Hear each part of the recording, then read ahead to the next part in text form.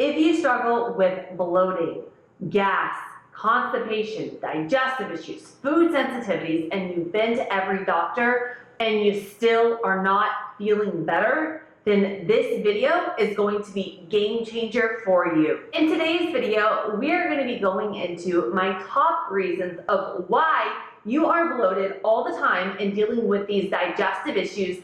And we're going to get down to that root cause, and I'm going to share with you how to fix it. If you don't know me, I'm Elizabeth with Elizabeth Ayler Fitness. In short and sweet, I have my 4-year degree in kinesiology. CSCS, I'm a holistic nutritionist and a gas practitioner. And make sure to follow me on my Instagram. I am there daily sharing with you tons of tips to get you building muscle, losing fat, and feeling your best. There are so many different diets out there for gut health, for getting rid of bloating. There's a lot of tips saying add in probiotics, fermented food. But the truth is what works for one person doesn't work for the other. And that was the case when it comes to me. For over 15 years, I tried every diet and struggled with severe bloating, food allergies, and digestive issues, and constipation. I went to every doctor. I had over 100 colonics. The probiotics made me worse. I figured out that I had 15 types of parasites, H. pylori, SIBO, and I became obsessed with the gut to help people heal their gut, because I know how much it does affect. When your gut doesn't feel good, it really does take over your life. Let's just dive into it. Here are the top 5 reasons why you are bloated and how to fix it, and these have been game changer for me and for my clients. The first reason why you may be bloated is because of low stomach acid. HCl, or hydrochloric acid, is your stomach acid. And this acid actually acts as a protective barrier to pathogens in your stomach, one of which, H. pylori, and another is SIBO, small intestinal bacteria overgrowth. As we get older, through genetics, stress, or diet, being on antacids, our stomach acid can lower. You may realize that you feel like your food after the higher protein meals is sitting in your stomach, fermenting, causing gas, bloating. You may realize that you're having nutrient malabsorption. Your hair may be falling out. Your nails aren't, super strong. The thing with stomach acid is you never want to directly just go and supplement with an HCl, because if we have an underlying cause like a stomach ulcer or gastritis, that could actually cause more inflammation. So if you are struggling with severe bloating, doing a test, a GI map stool test, and getting the add-on for H. pylori, that will help check and see if we have this additional pathogen. If you feel like your food particularly is sitting in your stomach after your meals, you're getting a lot of that burping, that acid reflux, what I like to do is add a little bit of Bragg's apple cider vinegar to my salad dressings with my meals to help increase my stomach acid at those meals, to aid in digestion and help with it. The second reason why you may be dealing with a lot of bloating and digestive issues is going to be pathogens and infections. And these two were huge for me and a majority of my clients, because a lot of us don't know that we could have an underlying pathogen like a parasite, SIBO, the H. pylori, candida, which can lead to bloating through several different mechanisms in the body. So let's dive into a little bit of the signs and symptoms of having an overgrowth of bacteria, yeast, parasites. First off is going to be gas production. This was a big one for me. When I had the parasites, the H. pylori, the SIBO, the bacteria ferments on the carbohydrates. So every time I would have things with more fiber, more on that FODMAP side, I would get extreme discomfort in my stomach, gas, bloating due to that fermented process because of the SIBO. That's why I say sometimes adding in probiotics in the beginning isn't always the best thing. The second thing is going to be inflammation. So if we have an infection like a parasite, or we have the H. pylori, these infections can actually cause inflammation and irritate your gut lining. And this can slow down the movement of your food through your stomach and cause things like, for me, severe constipation was a big one. Or with some of my clients, is they have kind of the opposite. They'll have days where they have IBS super bad, they're running to the bathroom, and then days where they literally just can't go at all. The infections can, number one, slow down your transit time, causing constipation, but it also can either slow down or rapid transit the contents through your intestines, both of which can cause you to deal with bloating and just gas and just the feeling of being uncomfortable. The next one is going to be dysbiosis.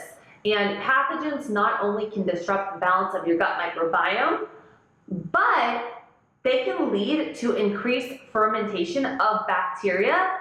A few other things are they can impair your absorption. So if we are having parasites or we have the infections in our body and they're causing inflammation in that gut lining, if we have a damaged gut due to these infections, this could impair our nutrient absorption. And when not all of your nutrients are absorbed, they're going to remain in the gut. And what's going to happen? They're going to draw in water, they're going to be fermented by the bacteria, you're going to be more gassy, more bloated, and just feel worse. And the last part that I want to talk about for this is going to be our immune response. So our immune system, 70% is in our gut. So if we have these invaders going on, then they're creating inflammation in our gut. We're having leaky gut. We're not absorbing and assimilating our nutrients. We're stressed out because we're not feeling good. Our immune system, our response is going to go down, then more invaders of those are going to take over, and then if we're not getting down to that root cause, we just have a breeding ground of inflammation, gas, bloating, and pain. So we really, when it comes down to bloating and long-term digestive issues, we really want to get down to that root cause. And for me, to figure out that I had 15 types of parasites, H. pylori, SIBO, all of that going on, I did a GI map stool test, and I actually create full protocols for my clients where we address all of these things so we could get the inflammation down, get to the root cause, figure out what your food sensitivities are, and then heal everything up so we can get everything back in terms of our food, our diet, and our variety, because that variety is key. The third reason why you may be bloated is something called increased intestinal permeability, also known as leaky gut. And I get the question, well, Elizabeth, maybe I have a little bit of bloating, nothing severe. How do I know if I have leaky gut? So I want to first explain what leaky gut is, what causes it, and what you may not know about it. So first off, what is leaky gut? Basically, it's a condition characterized by the weakening of the barriers in our intestinal walls. So basically, I want you to think of this as our colon, okay? This is our tube of our colon. Inside of our intestine, we have our walls. They have little villi on them, these little finger-like projections. And what happens is when you eat, your nutrients go into these villi and you absorb and assimilate your nutrients. But what happens is if we have damage on these walls, your food and everything is actually going to be entering into the bloodstream, and you can actually get several food allergies from this. You can get an inflammatory response. You may not be absorbing and assimilating your nutrients. You can get histamine reactions. There's so many things that go to even bloating, having this leaky gut. Now, what can cause an unhealthy leaky gut? So the first thing is going to be poor diet. If our diet is high in processed foods, sugars, unhealthy fats, like we're going and getting fried food at Burger King, you know, those fried fats. This can disrupt the balance of our gut bacteria and damage this gut lining. The second thing that can do it is lack of fiber. A lot of us don't get enough fiber in our daily diets. And then when we have bloating, we go to these low FODMAP carnivore diets and we cut all the fiber out. Like I mentioned, if we have SIBO, an imbalance of good and bad bacteria in the gut, like for me, I couldn't add those probiotics, and even fiber would have a fermenting effect on my body. So I had to really find my sweet spot to get the inflammation down, find my good healthy fiber point, and slowly get that back in as the inflammation got down and I got my constipation, everything, my bowel motility moving again. So the next one was fiber. We want to make sure we have plenty of it in our diet, but we don't want to go from one extreme to the next, or else we could get gas and bloating. The other thing is going to be chronic stress. Chronic stress, I do not say this enough, but prolonged stress can really impair your gut barrier and really increase this permeability, leading to bloating. So do not underestimate stress. And then a few other things could be excessive alcohol consumption. You guys already know alcohol is not the best for us. It can irritate, damage our cells in the gut lining, and increase the permeability. And then even things like certain medications, like NSAIDs, antibiotics, those kill the good and the bad bacteria. We have anti-acid suppressing drugs that we talked about in the beginning. If we have low stomach acid and we're taking things that lower our stomach acid, it could actually lead for those pathogens to take over. And then the other one is infections. You guys already know this. We got bacterial, viral, fungal infections. They could damage that gut lining and really alter our gut microbiome. The third one, the leaky gut. A lot of us do have the leaky gut going on, and it really comes down to figuring out if we have the infections, figuring out what the food sensitivities are, and then really addressing healing and sealing that gut line. So you may be saying, this is great information, but what do I need to do step by step for me? So here's the deal. If you're still struggling with digestive issues, I want you to send me over a DM on Instagram or fill out the questionnaire below. When you don't feel good, you study everything and you learn everything and you implement everything to get yourself feeling good. For so long with digestive issues that I ended up creating a 4R protocol that I work with my clients, where we remove the inflammation, we get down to the root cause, we get rid of what that root cause is. If it's a pathogen, an invader, we heal that lining and we get all the foods back in. So if you felt that you've cut out all these foods, as soon as you add them back in, the digestive issues, everything comes back, it's because we haven't gotten to that root cause. If you're struggling with digestive issues, let's get down to the root cause together. Fill out that questionnaire below. I will be in direct contact with you to set up a call to get you kickstarted on your gut healing journey today. The next reason why you may be bloated is due to food allergies and sensitivities.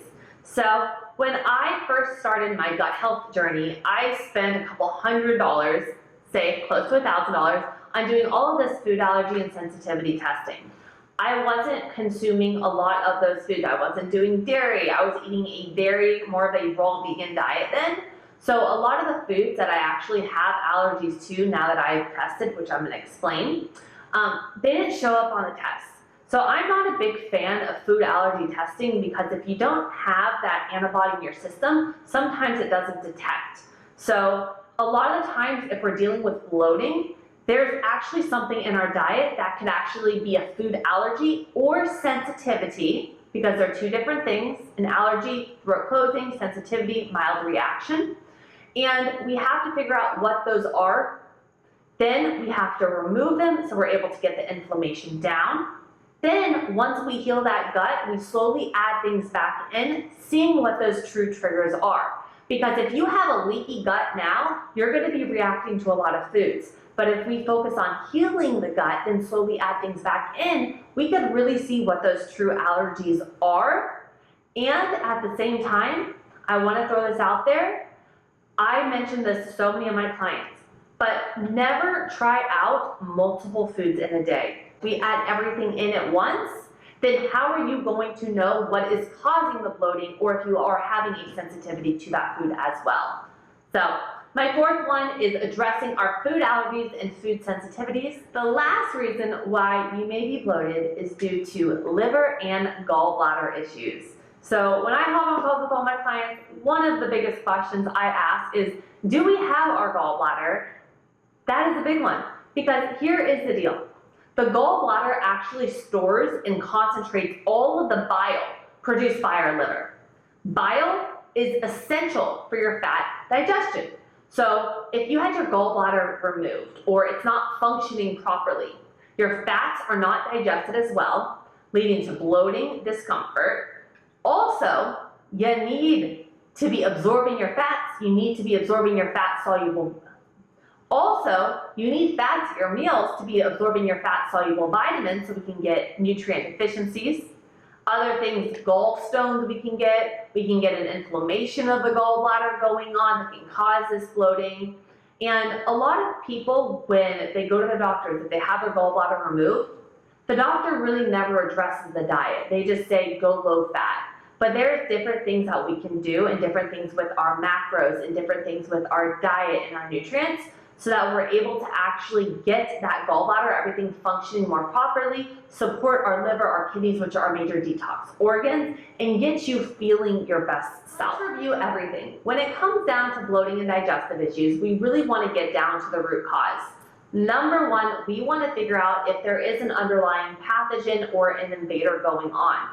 Number two is we always want to check that stomach acid. We never want to add in an HCl if we have ulcers or an inflammatory condition, and always check with your doctor before adding anything in. But addressing stomach acid is key if we are having any of those issues.